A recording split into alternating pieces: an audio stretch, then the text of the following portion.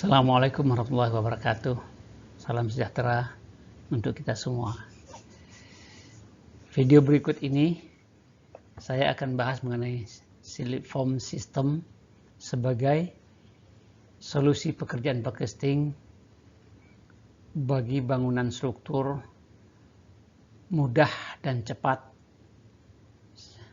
Slipform System ini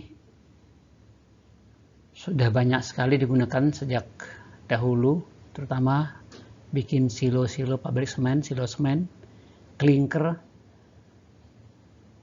bikin silo pupuk kimia, pupuk urea, cerobong asap chimney, core wall gedung, bisa juga menara masjid, dan lain-lain sejenisnya yang sifatnya konkret masif yang dicor terus-menerus selama 24 jam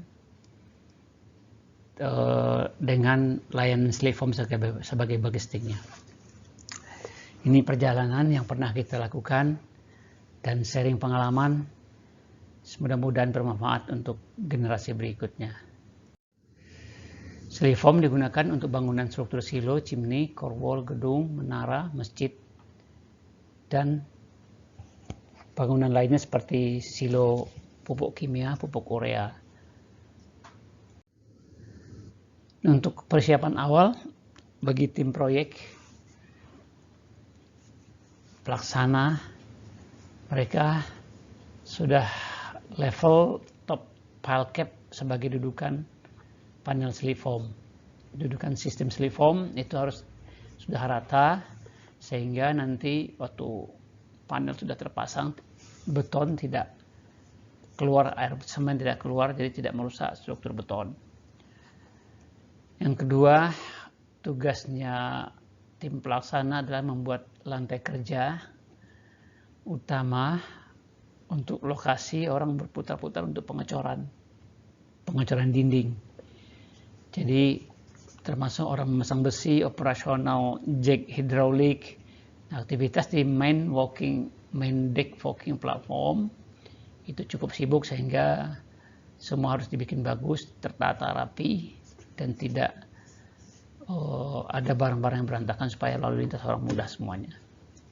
Yang kedua ada upper deck walking platform, itu adalah deck di atas untuk aktivitas penyambungan besi dan penyambungan jackrod nantinya. Kemudian ada hanging platform, adalah platform gantung, tugasnya untuk finishing, begitu hidrolik, checking hidrolik, panel naik, Slipform naik, itu tim finishing luar dan dalam dinding harus mengikuti, dan mereka ada lantai kerja di sekeliling bangunan itu, baik di luar maupun di dalam. Nanti ada gambarannya. Yang ketiga, besi difabrikasi, khususnya besi horizontal itu kan mengikuti bending, kalau dia bulat silo atau chimney mengikuti diameter dalam, diameter luar. Nah itu harus sudah difabrikasi sehingga waktu pemasangan tidak terjadi pemaksaan, jadi sudah dibending sesuai dengan radius inner diameter dan outer diameter dari bangunan silo. Kalau core wall kotak-kotak itu lebih mudah. Untuk besi vertikal itu nanti dipasang zigzag, jadi satu tinggi, satu setengahnya rendah, supaya waktu terjadi sliding Slipform, pengecoran itu waktu dia naik tidak sekaligus besi vertikal disambung, jadi separuh dari bangunan, separuh lagi nanti nyusul lagi, tidak frontal, tidak terlalu ramai. Begitu strateginya. Ini gambaran komponen dari Slipform System itu sendiri. Pertama, waller atau satu yoke leg. Yoke leg adalah kaki dari sistem Slipform. Nanti di situ akan duduk nanti jack hidrolik di atas beamnya. Yang kedua ada jack hidrolik, itulah nanti jack hidrolik ini punya kemampuan dihitung katakan 2,5 ton per titik. Nah nanti beban keseluruhan platform gantung, platform utama, platform atas, beban orang, beban dan lain-lain itu hitung sehingga dapatlah jarak berapa mestinya jack hidrolik dan yoke leg ini dipasang. Bisa 1,5 meter sekeliling atau 2 meter tergantung beban desainnya nanti. Di atas ini adalah yang namanya jack rod. Jack rod ini adalah tempat memanjatnya hidrolik. Jadi hidroliknya ada bearing, nanti waktu di jacking 1 inch dia akan mengikat, akan memanjat besi ini, dan besi ini bisa tertanam di dalam beton, bisa juga dicabut kembali kalau dia ada media selongsong atau yang bisa memudahkan dicabut, atau ditanam langsung. Ini terdiri dari besi kira-kira 1 inch atau 2,57 cm besi polos. Dan berikutnya ini panel adalah bagian dari bekesting dinding luar dan dalam. Berikutnya waller adalah rangka tempat menempelnya panel, tempat menempelnya nantinya yoklek tadi. Nah, ini adalah secara detail sleeve jack untuk konstruksi yang punya kemampuan 2,5 ton per titik. Nah, ini adalah jack rod tadi, jack rod.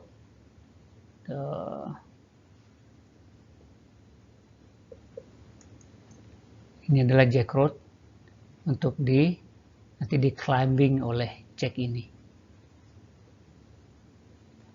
Ini tipe pemasang besi saya tadi yang disampaikan, zigzag, satu tinggi, satu rendah, satu lebih ini. Jadi waktu menyambung tidak sekaligus disambung. Jadi zigzag, masing-masing ini sambung, butuh naik ini sambung lagi. Jadi tidak sekaligus menyambung sehingga tenaga kerja tidak terlalu banyak. Sudah satu strategi.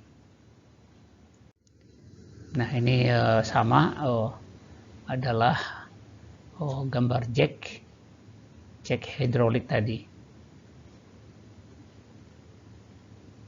Ini adalah yoklek, tempat dudukan. Ini adalah panel, ini adalah panel. Nah, ini adalah beam untuk dudukan jack. Nanti dia ketika memanjat, hydraulic jack menyatu dengan beam ada di baut dan di sini. Ya, nanti plafon akan diangkat oleh waktu jack naik. Ini sama. Ini adalah beam tadi, dudukan jack ini. Jack ini adalah beam dudukannya, jack hidrolik. Dia ada di tengah-tengah lebarnya dinding yang akan kita cor. Ini pembesian vertikal, ini pembesian horizontal. Ini yoklek tadi, tipenya macam-macam, ada yang dari beam kotak-kotak, ada yang frame rangka begini. Nah, ini secara detail adalah hydraulic jack yang duduk di atas yoklek, ini host ke pompa. Dan ini jack rodnya untuk climbing dari hydraulic jack. Nah, ini masih berkutat kita di pemasangan rangka sebelum kita melakukan pengecoran. Ini kita ulang kembali ini waller untuk lebih jelas, untuk menempelnya panel dan menempelnya yoklek ini. Macam-macam tipenya. Nah, ini nanti buat platform atas nantinya. Ini besi vertikal, ini besi horizontal. Ini contoh untuk pier jembatan. Tiang jembatan yang di tengah-tengahnya ada bolong. Karena di tengah harus di finishing juga. Ini panel, nah ini concrete shoe. Nah, ini tadi yang dibilang pertama, ini harus level semua, level. Ini kan pile cap. Nah, ini supaya bagus, so ini di level dulu, di level semua untuk dudukan slip form system ini. Nah, ini animasi semacam sketch saja, sama juga. Ini untuk menjelaskan, ini main deck walking outer platform bagian luar, ini bagian dalam. Aktivitas pengecoran di luar bisa di dalam, aktivitas vibrator konkret. Nah, ini tadi adalah yoklek. Di sini platform luar, ini hanging platform yang ini. Jadi setelah dia ngecor sudah naik, sudah bisa dipasang hanging platform, katakan tinggi 2 meter. Setelah naik baru dipasang hanging platform untuk finishing, mengikuti finishing di bawah panel. Nah, ini contoh juga satu kesatuan. Jadi kalau ada 2 pier jembatan disatukan oleh frame rangka baja, jadi platform jadi satu. Nanti satu jack, satu pompa cukup melayani 2 pier sekaligus. Jadi itu sudah dihitung semuanya yang disatukan oleh rangka baja ini. Jadi aktivitas orang bisa bergeser kiri dan kanan. Ini sistem pemasangan rangka. Ini sudah ada platformnya, sistem scaffolding untuk naik sudah disiapkan. Nah, safety net jangan lupa. Ini sudah mulai sliding, pengecoran, dan tapi hanging platform gantung untuk finishing belum dipasang. Orang baru finishing di atas parket masih bisa. Ini masih bicara tentang ini upper platform untuk aktivitas memasang besi dari atas. Ini main deck utama. Yang di sini akan ada rumah pompa di tengah-tengah nantinya. Pompa untuk 2 titik pier ini. Nah, ini sama, ini model untuk silo, slip form untuk silo. Nah, ini adalah hoist, concrete hoist.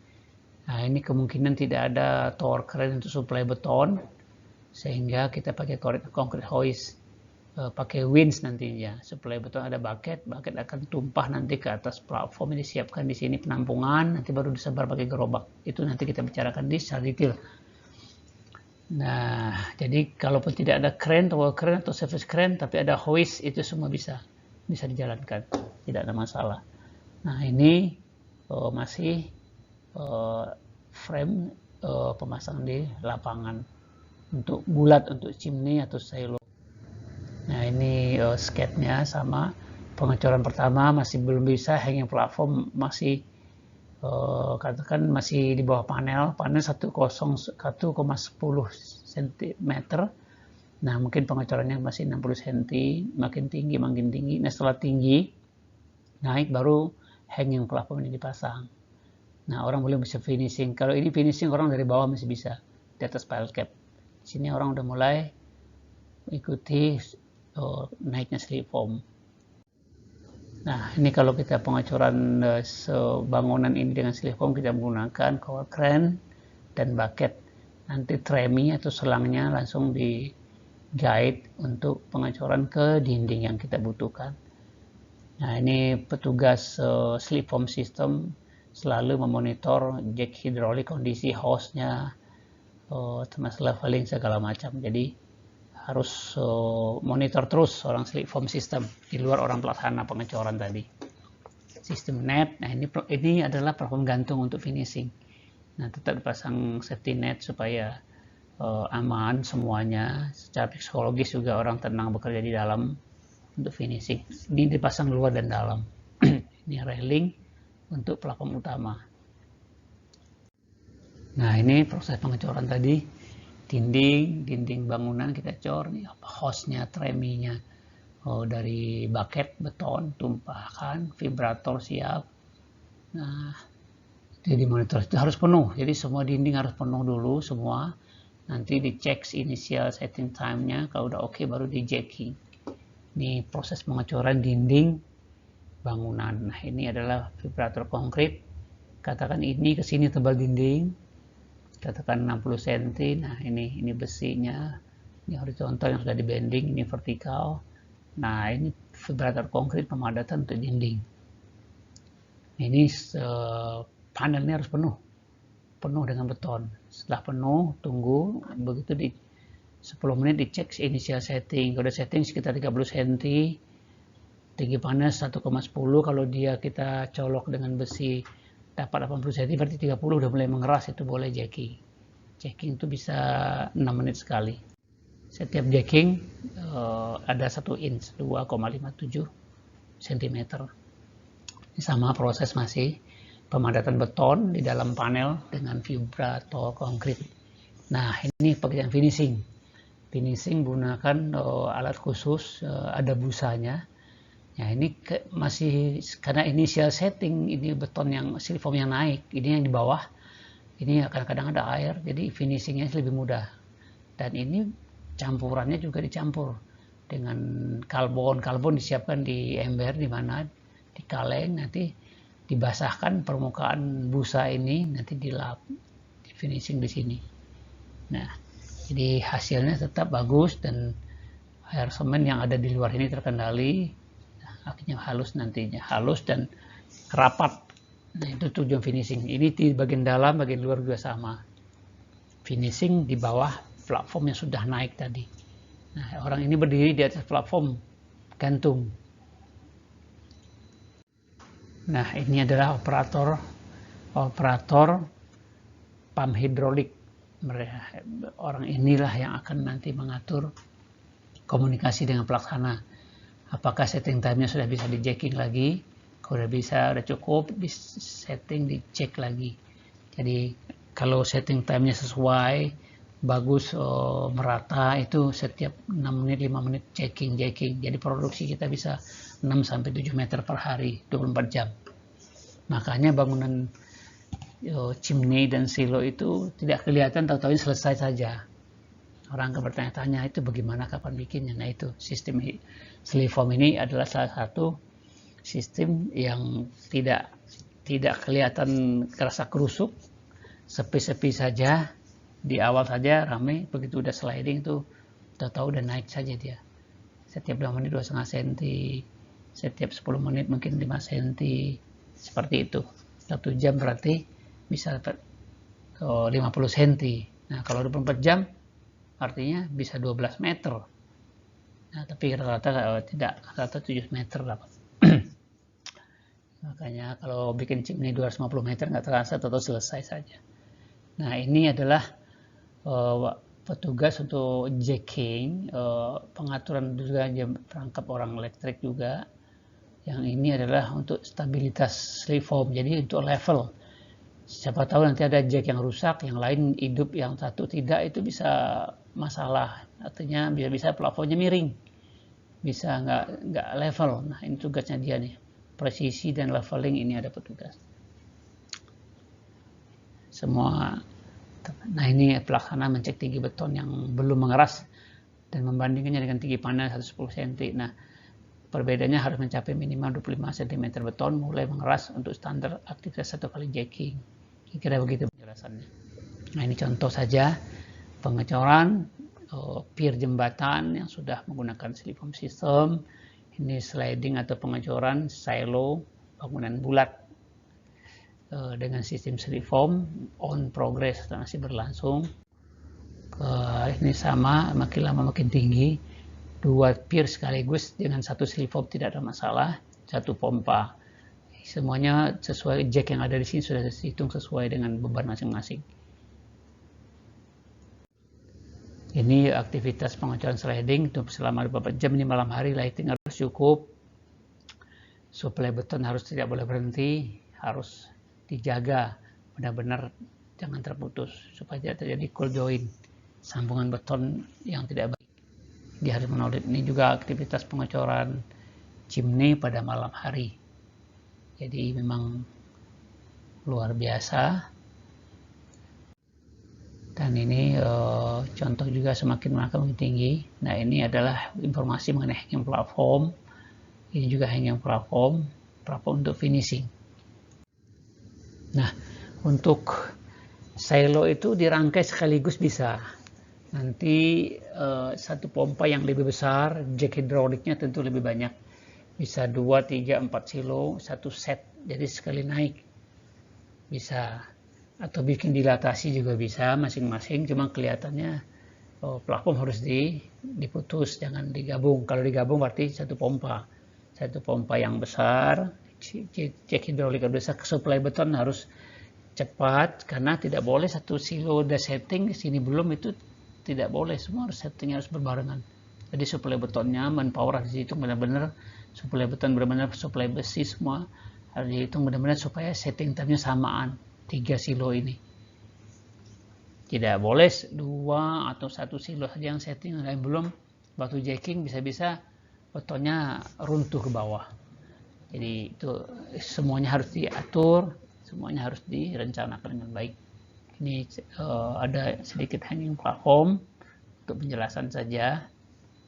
Nah, ini proses faktor safety juga di sini supaya hanging platform tidak bikin orang takut, tidak bikin orang nervous. Nah, ini ditutup, tapi ada lampu lighting di dalam supaya aman. Di samping material jatuh ke bawah juga membahayakan orang di bawah. Nah, ini adalah modul Sliform untuk chimney yang mengecil ke atas. Chimney itu kan cerobong asap itu mengecil ke atas. Nah, ini sama, dibikin sudah miring dari awal. miring ke atas dengan sudut sesuai dengan desain, dan ini ikut pakai hidrolik semua. Untuk mengecilkan panel itu pakai hidrolik di sini. Nanti kalau udah overlapnya banyak diganti seperti itu. Nah, ini adalah contoh bangunan chimney, katakan tinggi 200 meter, puncak, sudah sampai di puncak dia. Ini slip form masih ada. Nah, ini setelah selesai dibongkar dismantle, ini kondisinya. Inilah contoh penggunaan slip form sistem untuk berbagai bangunan, solusi mempercepat, solusi waktu, efisiensi waktu dan biaya. Nah, aktivitas supporting tim konstruksi yaitu dia memasang jackrod selama sliding, memasang besi selama sliding, terus fabrikasi bekasting opening itu buka-bukaan pintu-pintu itu bekasting kan harus sudah disiapkan di awal. Nah, itu waktu sliding dipasang berbarengan, pasang di dalam panel itu. Nah, itu tugasnya tim pelaksana dan jajarannya. Menyiapkan mechanical, electrical, dan lighting, itu ada MA, kita kontrol panel dinding slip form tetap bersih dan licin supaya tidak terjadi jam, macet. Waktu di jacking pernah kejadian jacking tidak mau naik, ternyata sudah lengket antara panel dengan beton, itu juga tidak bisa boleh terjadi. Itu berbahaya. Monitoring leveling, presisi slip form system.